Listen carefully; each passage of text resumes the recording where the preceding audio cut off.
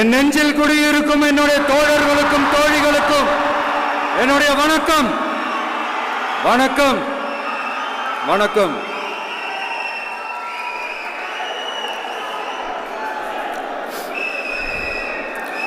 கதறல் சத்தம்லாம் எப்படி இருக்கு?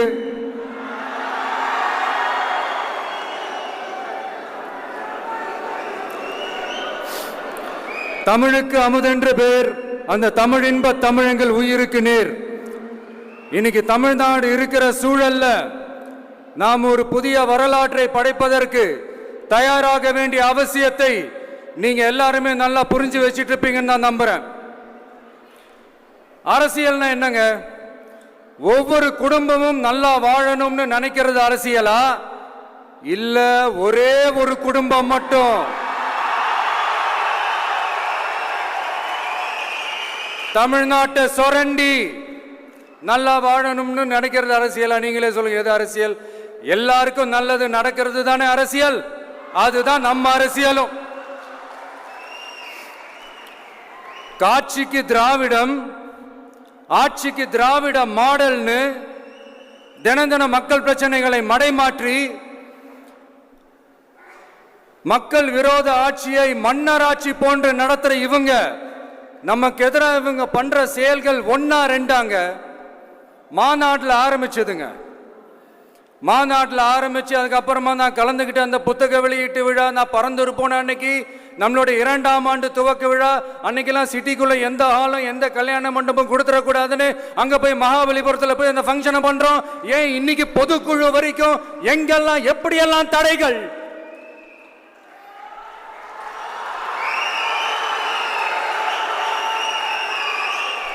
ஆனா அத்தனை தடைகளையும் தாண்டி நம்மளுடைய தோழர்கள் சந்திப்பு நிகழ்ச்சிகள், மக்கள் சந்திப்பு நிகழ்ச்சிகள் தொடர்ந்து நடந்துகிட்டு தான் இருக்கும். அது தொடர்ந்து நடக்கும்.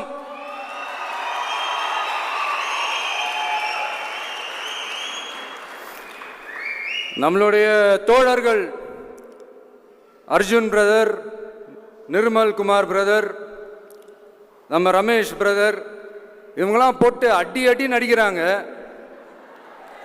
நாமளும் அதே மாதிரி அடிக்கணுமான்னு மனசுக்குள்ள ஒரு யோசனையா தான் இருக்கு.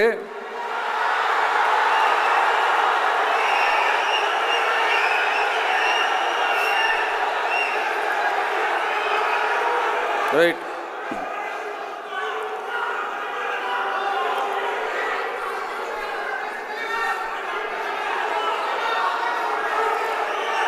ஓகே, ரைட்டு, புரிஞ்சிச்சு.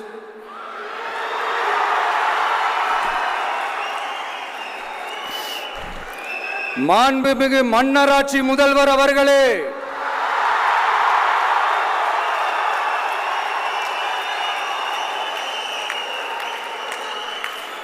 மாண்புமிகு திரு முத்துவேல் கருணாநிதி ஸ்டாலின் அவர்களே,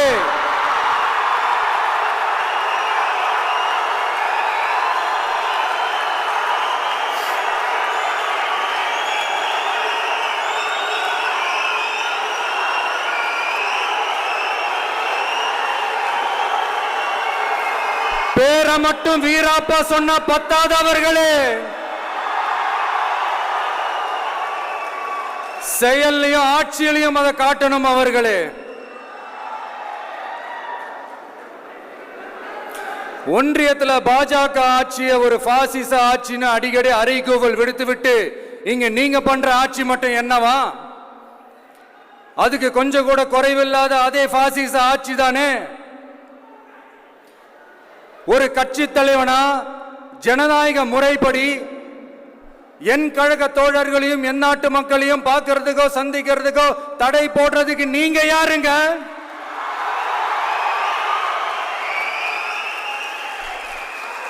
தடையை மீறிய மக்களை பார்க்கணும்னு முடிவு பண்ணிட்டா போயே தீருவேன். சட்டத்தை மதிக்கணும்ன்ற ஒரே காரணத்துக்காக தான் அமைதியா இருக்கிறேன்.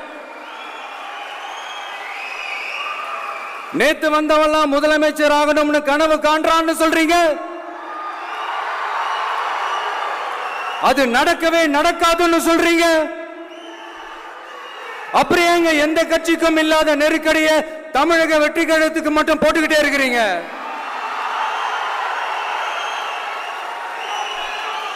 அணை போட்டு ஆத்த வேண்டும்னா தடுக்கலாம், காத்த தடுக்க முடியாது. அதையும் மீறி தடுக்கணும்னு நினைச்சீங்கன்னா சாதாரணமா இருக்கிற காத்து சூறாவளியா மாறும், ஏன் சக்தி மிக்க புயலா கூட மாறும்.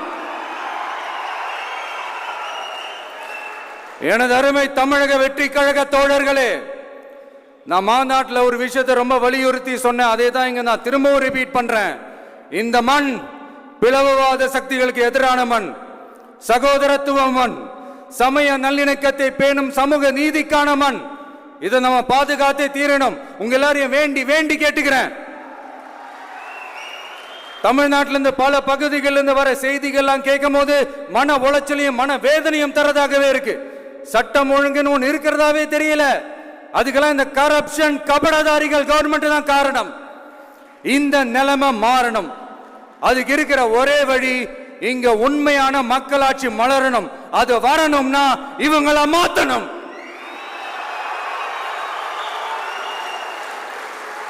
அதுக்கு என்ன வழி? அதுக்கு நாம என்ன செய்ய போறோம்?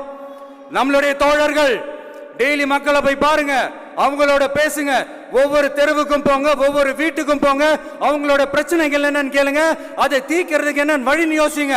அப்பதான் அவங்களுக்கு நம்ம மேல ஒரு நம்பிக்கை வரும். அப்படி ஒரு ஆழமான நம்பிக்கையை விதைச்சிட்டு அதுக்கப்புறமா நிமிந்து பாருங்க. ஒவ்வொரு வீட்டோட உச்சிலையும் தமிழக வெற்றி கழகத்தோட இரட்டை போர் யானை வாகை மலர் கொடி தானா பறக்கும், தானா பறக்கும்.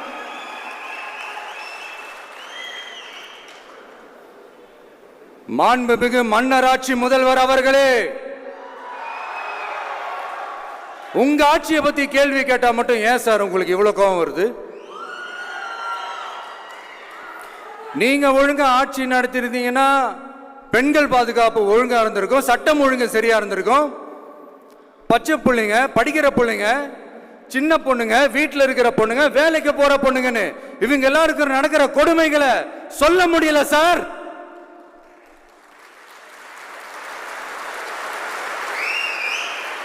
இதுல வேற உங்களை அப்பான்னு வேற கூப்பிடுறாங்கன்னு சொல்றீங்க.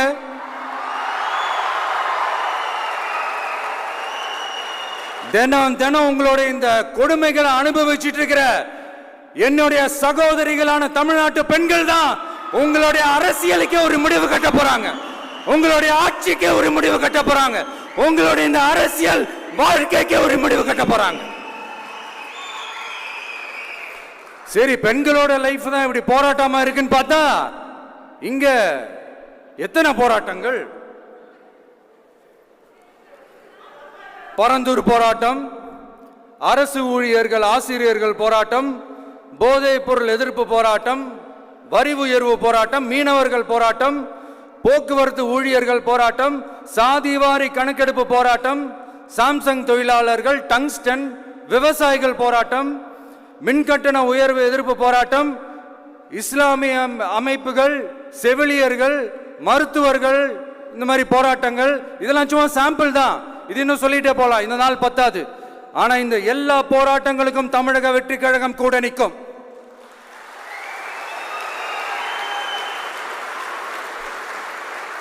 இங்க நீங்க தான் இப்படின்னா அங்க அவங்க யாரு? உங்க சீக்ரெட் ஓனர். அவங்க உங்களுக்கும் மேல மாண்புமிகு திரு மோடிஜி அவர்களே,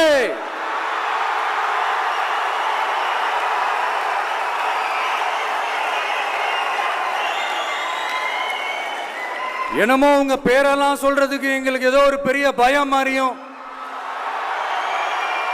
அப்படி ஒரு விஷயத்த சொல்லிடுறது. பேரை சொல்லணும், பேரை சொல்லணும், பேரை நான் ஒரு படத்துல சொல்லுவேனே, லியோவை பார்க்கணும், லியோவை பார்க்கணும், லியோவை பார்க்கணும்.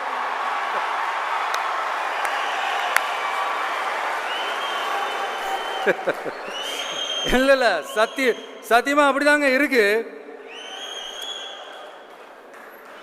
சென்டர்ல ஆள்றவங்கன்னு சொல்றோம். சென்டர்ல யார் ஆள்றா? காங்கிரஸா? இங்க ஸ்டேட்ல ஆள்றவங்கன்னு பேசுறோம். இங்க யார் ஆள்றா? அதிமுகவா? அப்புறம் என்ன பேரை சொல்லணும், பேரை சொல்லணும்? எனக்கு புரியலையே. நீங்க தானே கேட்டீங்க, வச்சுக்கோங்க.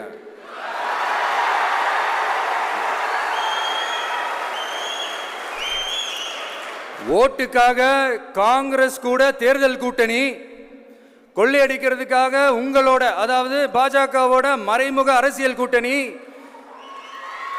இப்படி உங்க பேரை சொல்லியே மக்களை ஏமாத்துறதும் உங்க பேரை சொல்லியே மக்களை பயமுறுத்துறதும், இப்படி இந்த கரப்ஷன் கபடதாரிகளுக்கு மறைமுகமாக உதவும் உங்க அரசுக்கு ஏஞ்சி தமிழ்நாடு தமிழர்கள்னாலே அலர்ஜி.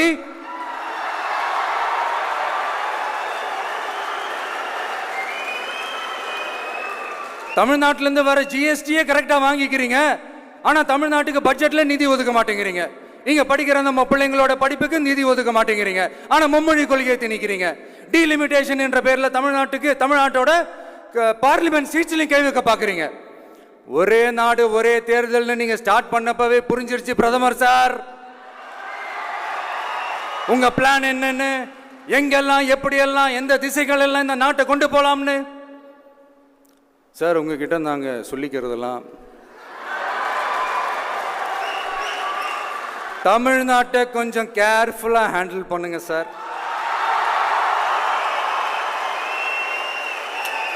ஏன்னா தமிழ்நாடு பல பேருக்கு தண்ணி காட்டின ஸ்டேட் சார், பல பேருக்கு தண்ணி காட்டின ஸ்டேட் சார்.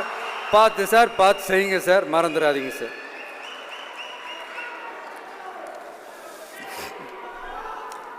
தமிழ்நாட்டு மக்களுக்கு இன்னைக்கு இந்த பொதுக்குழு வழியா ஒரு உத்தரவாதத்தை நாம கொடுக்க போறோம். நம்ம ஆட்சி, அதாவது உங்க ஆட்சி, உண்மையான மக்களாட்சி, தமிழக வெற்றி கழகம் தலைமையிலான அறுதி பெரும்பான்மை பெற்ற ஆட்சி, அதே சமயத்தில் அதிகார பகிர்வுடன் கூடிய ஆட்சி. அப்படி இந்த ஆட்சி அமைஞ்சதும் பெண்கள் பாதுகாப்பை 100% உறுதி செய்வோம்.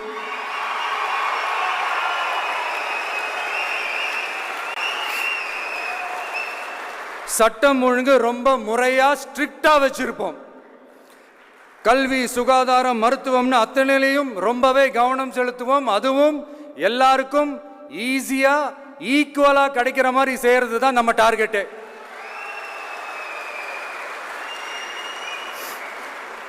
அரசு ஊழியர்கள், ஆசிரியர்கள், போக்குவரத்து தொழிலாளர்கள், மின்சார வாரிய ஊழியர்கள்னு தொழிலாளர்கள் பக்கமும் நாம கண்டிப்பா துணையா நிற்போம். ஏன்னா நாம எப்பவுமே உழைக்கிறவங்க பக்கம்தான்.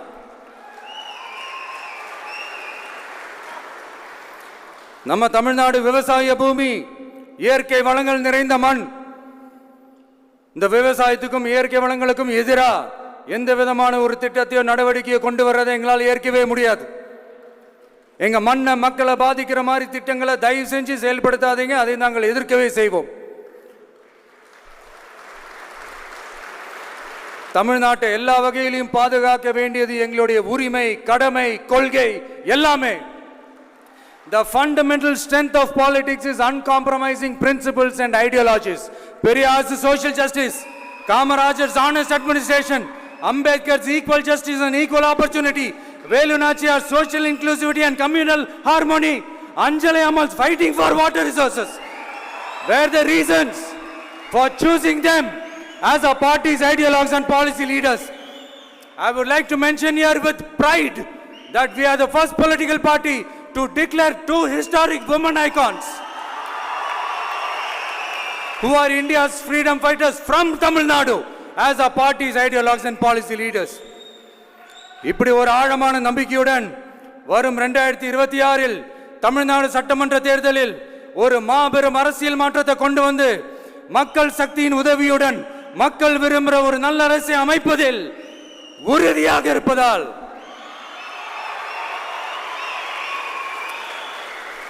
அதை தடுக்கிறதுக்குன்னு சில பேர் பகல் கனவு காண்பார்கள் இல்லையா? அவங்க எல்லாருக்குமே சொல்லிக்கிறது ஒண்ணுதான், காற்று, மழை, வெயில், இயற்கையை யாரால் கட்டுப்படுத்த முடியும்? யாரால் தடுக்க முடியும்? இவை எல்லாம் கடவுளால் உருவாக்கப்பட்டவை. அப்படிதான் எம் மக்களுக்கான அரசியலையும் யாராலும் தடுக்க முடியாது. அரசியல் சூறாவளியையும் தேர்தல் சுனாமியையும் தடுப்பார் எவர். அப்படிதான் எம் மக்களுக்கான அரசியலையும் அந்த வெற்றியையும் யாராலும் தடுக்க முடியாது. அப்படி தடுக்கணும்னு நினைக்கிறவங்களோட கனவு ஒரு நாளும் மெய்ப்படாது. Before concluding my speech, few words from William Blake. Men may come, men may go, but I go on forever.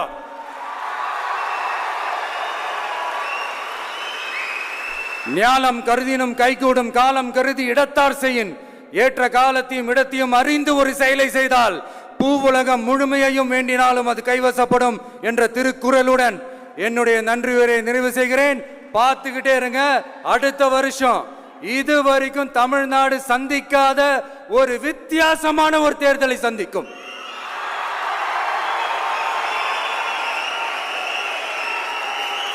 ரெண்டே ரெண்டு பேருக்கு நடுவுல தான் போட்டியே.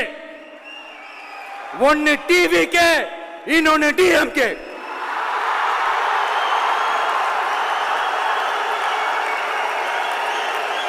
கான்பிடண்டா இருங்க, நல்லதே நடக்கும், வெற்றி நிச்சயம். மீண்டும் சந்திக்கும் வரை நன்றி, வணக்கம்.